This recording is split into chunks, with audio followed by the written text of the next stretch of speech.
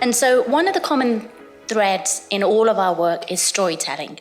And I wanted to give you a recent example of some of the work that we did. It was actually debuted at Comic-Con in New York.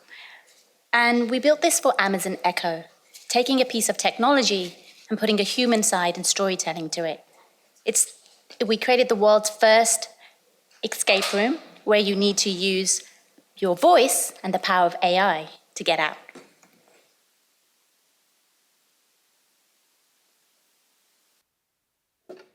And a traditional ad or product demo can't quite capture how magical it can be. So we didn't just give people a demonstration. We locked them inside one. Echo Escape, the world's first escape experience powered by voice. We built a 5-room, 1,200 square foot house, filled it with Echo devices, and connected 130 individual pieces of Alexa-enabled tech, lights, locks, fans, blinds, sound systems, and cameras, and dropped it in the middle of the largest pop culture event in the country, New York Comic-Con. We took everyday Alexa skills and wove them into a thrilling CIA story that had players racing the clock to beat the bad guys and save the world. Spoiler alert, people lost their minds. Alexa, turn on the fan. Oh, money! Alexa, change lights to red. Alexa, show us the garage camera. Alexa, show me my calendar. Alexa, find This is awesome. You're a hell of a lot smarter than Jack Ryan said you were. Get me the hell out of here! Yes! I've waited my whole life for this moment. Over 4 days, more than 5,000 people lined up to get locked inside a 30-minute product demo. Going all in. The press loved it. That was amazing. But we wanted the world to love it too. So we partnered with the premier video game streaming site, Twitch, to create an unprecedented live event. 3 of the biggest personalities in online gaming received a mysterious voice-activated package. Alexa, turn on UV light. Okay. Oh my god, this is wild. I can read it now. Then we locked them in Echo Escape, hijacked their Twitch feeds, and told the internet they could play along. 1.5 million online players joined in. Alexa, open the safe room door. Alexa, order a pizza. Echo Escape reimagined the product demo, turning participants into product experts. So whether it's an escape room or your living room, your voice will set you free. Alexa! So as you can see from that recent experience, being able to transport people through immersive storytelling has really been the crux of my work. But in 2012, something really changed that disrupted my creative world, and some of you may recognize this. This is the DK1 headset. It was actually the first Oculus Rift that launched on Kickstarter. And I remember the arrival of the Oculus Rift in our studio at the time. We were in London at AKQA, and we received what we now call the magic box of delights. I remember opening up this box, being so excited about what it was, putting it together, and trying the roller coaster. That was actually the first thing that we did, and it completely blew my mind. I knew back then that I wanted to use this magical device to help transport people into a completely different world. Didn't know how we were going to do it, didn't know what it would take, but I knew we had a whole new medium in our hands, and it was so exciting. So a few weeks later, we pitched and concepted a very ambitious idea to one of our clients at the time. I'd been working with Nissan on a number of different levels. They were trying to connect with a younger audience. They were trying to create products and services that really was about storytelling and immersing you into a different world. We created the first consumer-facing VR experience for the Tokyo Motor Show in 2013. And it was an exclusive partnership with Nissan and Oculus Rift at the time. We had a lot of learnings along the way. What you're now seeing is some of those very early drawings and concepts by myself and the team. And very early on, we were applying really the old school ways of storytelling to this very new technology and medium. We were trying to understand how to build engagement. We were putting teams together that we had never fathomed before. And really what we were trying to do is work it out all along the way. Back then, we really had no idea what we were doing. And often now, sometimes I feel like we still don't know what we're doing. It really is about lessons learned. There was nothing really to measure against back then, and the medium was forcing us to really rethink and reimagine everything that we knew. And we had very limited time to work it out. The first VR experience that we created, we did it in 8 weeks. It actually makes my eyes water to think that we even thought that we could do that, something so ambitious. In the early days, we knew that it was all about the story. And we wanted to create something that had an impact. And we threw everything into this. We had ninjas, we had robots, we had imaginary worlds, we had samurais. You could travel through 8 imaginary worlds and design the car based on your feelings.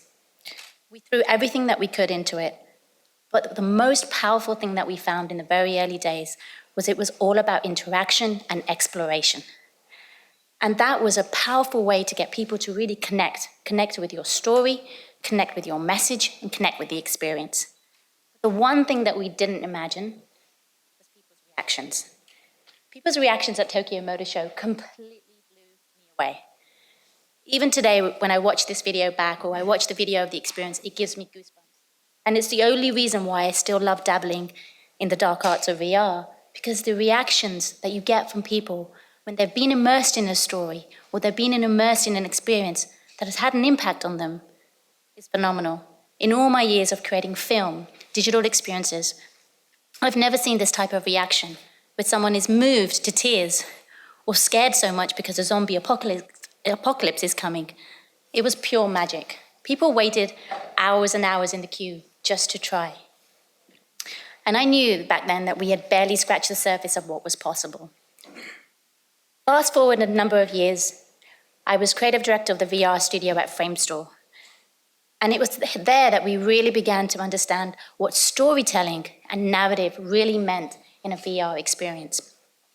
In this project for Warner Brothers and J.K. Rowling, our goal was to help people step into the wizarding world.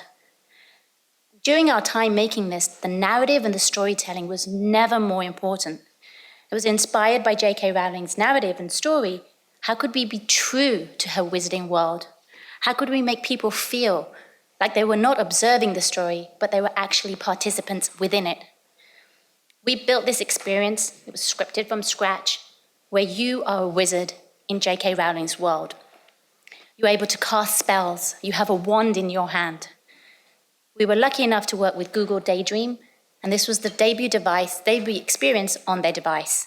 You're able to take the wand and use the controller to cast spells and get closer to her creatures. What was really interesting back then is we realized that in VR, there is no camera. You are the camera. You're no longer a passive observer in a story, but you are now the story and part of that story. Your interactions, your behaviors, where you look, and every detail dictate the experience that you have. So constructing the story led us to so many questions and challenges. How do you control the story? How do you guide the user? Should there even be narration? Does narration even work?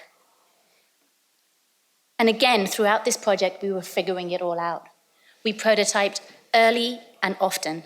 And we had this notion of fail fast. What you can see up there in the corner was actually what we took to J.K. Rowling and Warner Brothers as a very early prototype. We talk about having to have a prototype. What you actually need to do is get people into a very rough feeling of what you're trying to convey. And then the imagination fills in the rest. The biggest shift for me and for us is we're no longer in a linear narrative.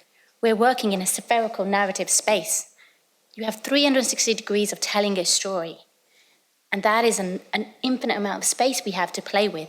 So what do we do with it? When we were testing earlier on, our goal was to really make people feel like they were part of these creatures, that they could reach out and touch them. Technically, we were challenged, how close could we bring these creatures to you? All on a mobile VR headset. And fundamental to everything was the story. Because the first thing users ask is, what am I here for? What do I need to do? And the moment they see an object that they can relate to, they want to reach out and touch it. And our goal was to make sure that we fulfilled that desire and they felt like they were part of that narrative. The goal really was to bring the personalities of each of these majestic creatures to life and to really enable people to reach out and touch them. You can cast spells, you can feed them food, you can really be part of Rowling's world. The response from fans was overwhelming, but one of the most interesting things I kept hearing over and over again when we demoed this was, this is not enough. We want to step further into the world. We want to do more than just those limited interactions that you had. Was it soul destroying? No, because right now, at the time we built this, the technology only enabled us to do what we could on a mobile VR headset and on a mobile phone. But the technology is moving so fast that things we couldn't fathom a year ago, we have the ability to do those today. And from the very first VR experience we created in 2012 to the most recent, the most important thing that has changed is the way we are trying to tell a story. The lines between imagination and reality really, truly are beginning to blur. Technology is enabling us to do that, but we're still not quite there yet. We've seen some groundbreaking experiences, and it's so exciting that some of the makers of those experiences are here today. I would implore you not to leave without trying some of these experiences. They will change the way you think about the experiences that you want to make and the way you think about storytelling.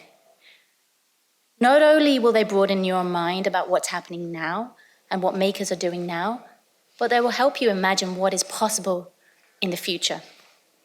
These experiences have shaken the very fabric of what we've been doing and how I've imagined stories to be told. The problem I have right now is a lot of the conversation is here. A lot of the conversation is always around the headsets and the technology, when actually they've got this covered and they're doing a great job. The conversation really needs to be about the artistry of VR, the artistry of storytelling and the language of that, and what does that all mean? I have this funny story that every time I do this presentation, this slide changes because a new headset is released literally every other week, and lo and behold, Oculus announced their new headset Quest. What's exciting about this new headset is it's a standalone headset. It's absolutely great. As a practitioner and a VR content maker, I'm excited to get it, another new tool. But what I was pleased that they actually did this time is also announce the type of content that's going to live on it. So launching the Quest, Oculus did something. They announced that they are going to be launching Vader Immortal. So for any Star Wars fans out there, this is thrilling. It's an exclusive piece on the Quest. It will be a series, and it's a bespoke story around Darth Vader. What more could you ask for, right? What's interesting is they talked about how they wanted to enable people to step into the stories. And I think that's a significant part of looking at VR and looking at the way you storytell and how we can get people to no longer observe them, but actually be a participant in them. So I'm super excited about this coming out. So we really truly have entered an era where immersive mediums like VR and AR are really challenging what we think about storytelling. If anyone stands up here and tells you all they have all the answers, I'd love to hear them, because none of us are experts. We are still learning. The technology is changing all the time. The way we are trying to learn about storytelling is changing all the time. But we have definitely shifted from this linear storytelling into a more immersive path. And VR really is asking so many significant questions. Often I've begun to think about going back and thinking about storytelling from the very early days. And storytelling really started as a way of us as humans to make sense of the world. So stories really are a necessity to our life. It's not just that they get us from A to B, they help us make sense of everything. But when you look at the history of storytelling, you can see that the arrival of the printing press, the cinema, the notion of cinema storytelling, it was all controlled by one author. In writing, in music, in theatre, there was always one single author who was telling you the story they wanted you to hear. They controlled what we read in the printing press. They controlled what we looked at in a very linear manner. But right now, what's really exciting is that is being challenged and that is changing. Because as we now enter this era of disruptive storytelling, we move away from that linear narrative, and we now are in control of that story. So what does that even mean? It takes time to truly understand stories and the language around a new medium. And I often show this as an example of that. The story of early cinema, we can learn a tremendous amount from that. This is George Méliès, his film of Trip to the Moon. The very first film that we saw in a theatre similar to this was The Arrival of the Train. It was literally a train coming into a station, played on a screen, probably similar to this. The audience had the film had such an impact on the audience that they all got up and they ran out. That's the story. They all got up and they ran out of the theatre because they literally believed that that train was going to hit them. They'd never seen anything like it. It was only a few years later that George Méliès was taking us to the moon. This is such an imaginative and a groundbreaking film that I often say we are still in the very early days of VR. It's quite literal right now, but we are definitely heading to this George Méliès phase of our trip to the moon. That's why we need to support the content creators and the makers, because it is really a time of artistry, of imagination, of thinking beyond making money, thinking beyond selling just headsets. This is about what experiences will you do that you will tell your children about. We are only 5 years into crafting a new language for VR, so we still have a long way to go. I really truly believe that we have to understand the medium before we can even define this new method of storytelling. What makes VR such an interesting medium? What causes the reaction? What makes it alluring to audiences? It has to be more than just the technology. The first 2 to 3 years of VR and the headsets got us into the headsets, but now audiences are asking, well, what else? What else can I do with this? And what does it mean for content creators like yourselves that want to create compelling work or want to try dabbling in this dark art? The key for me is really having a rigorous understanding on how VR affects those who experience it. It's all about the user. And I wanted to explore 3 creative elements that we've been playing around with in the studio that's really helping define some of our work. The first really is the importance of storytelling. But the question really is are we telling a story? Or are we now living the story? And this, for me, is the biggest shift. We really have moved away from listening to a story in VR. You are now part of that story. You are part of that narrative. If you are not acknowledged in a VR experience, it begins to become quite unruling. It begins to become quite unfamiliar, and you're not part of the world, or you're not even able to have an impact on it. Google's creative think tank coined this term story living, and it describes how a user can interact in a VR experience while they're immersed in VR. And for me, this has been a really fundamental shift when designing an idea or designing a concept or telling a narrative and thinking about the user as part of that narrative and part of that story, and how they're involved and how they communicate with the characters and how they feel when they take that headset off.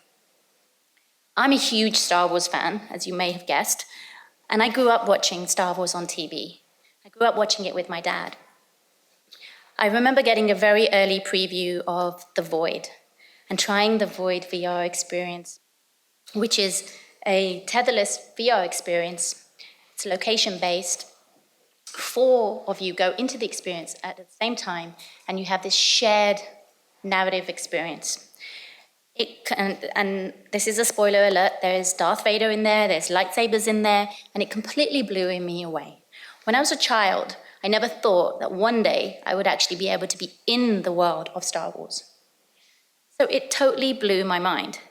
It was a completely different way of experiencing a story that I'd known for many years. Whereas before I felt like an outsider, I was now an insider, being part of that story. It wasn't long that Secrets of the Empire debuted in London, and I took my kids and my family along to experience the same thing as me. And as you can see, they weren't disappointed either. This is my 16-year-old and my 11-year-old, and it completely blew their mind. But you know what blows my mind even more? Is if I had this type of experience with Star Wars as a child, and these are the type of experiences they're having now, where they are able to be part of the story, what does the future look like for them? It completely blows my mind. I didn't think that you could step into the Millennium Falcon. I didn't think that you could actually be that close with the characters and wield a lightsaber.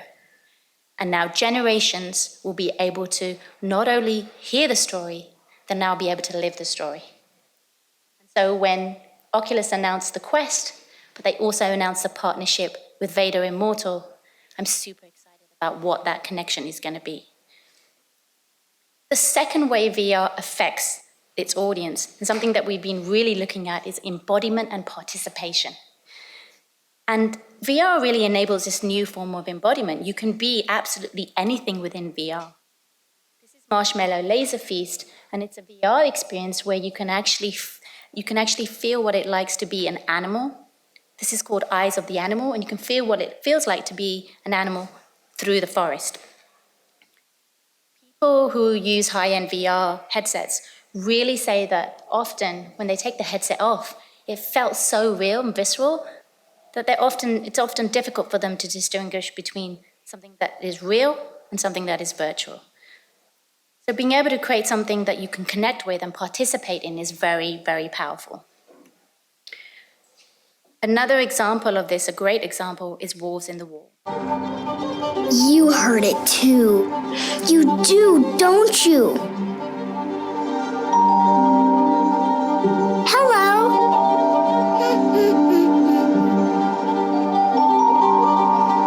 But up here. So in Wolves in the Wall, this is Lucy, and Lucy is a young girl, and she actually draws you as a character in her imagination.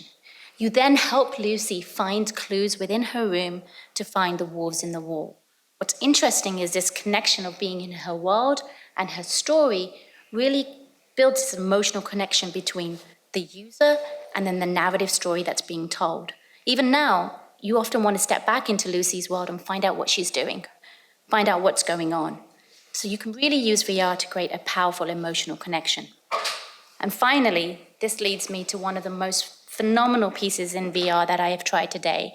This is Alejandro Itru's Khan Arena. Alejandro Itru is the director of The Revenant and The Birdman. He is a filmmaker that has taken VR, not just to use VR, but he wanted to tell the story of immigrants and refugees. He found VR as a medium to do that in a way that's never been done before. It is one of the most profound experiences that I've ever had. It is a location-based experience. Only one person can go through it at a time.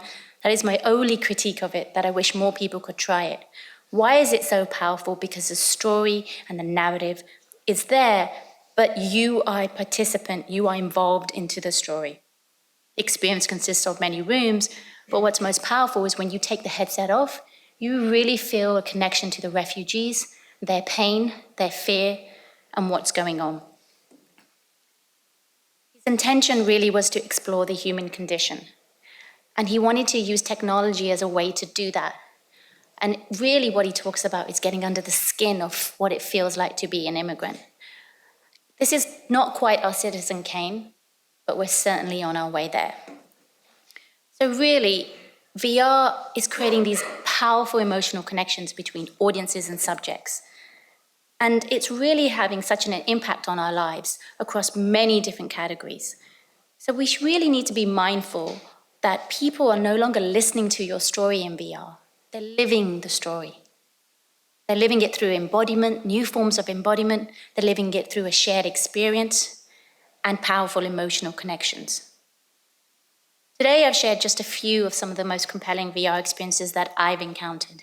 Nobody really truly knows what the future of VR is, but it is such an exciting place to be. What you're experiencing now is the birth of a new medium, and it will change the way we tell stories forever.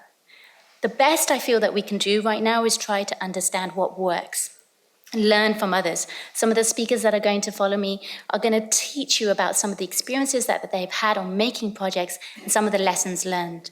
Take those on board. Do with that knowledge what you will and experiment as much as you can. Because I really feel that we haven't even scratched the surface of what we can do with this power. And if the internet is a guide for anything, people will not only be consuming VR, but they will be producing it. So however it shakes out, you guys are part of a virtual revolution that's taking place. I'm super excited about the creative possibilities to come. VR is going to force you to work outside of your comfort zones. It's an exciting and frightening time, but something that might not be perfect first time round, but you should definitely invest in it. So in this new age of immersion, make sure you guys are ready. Thank you.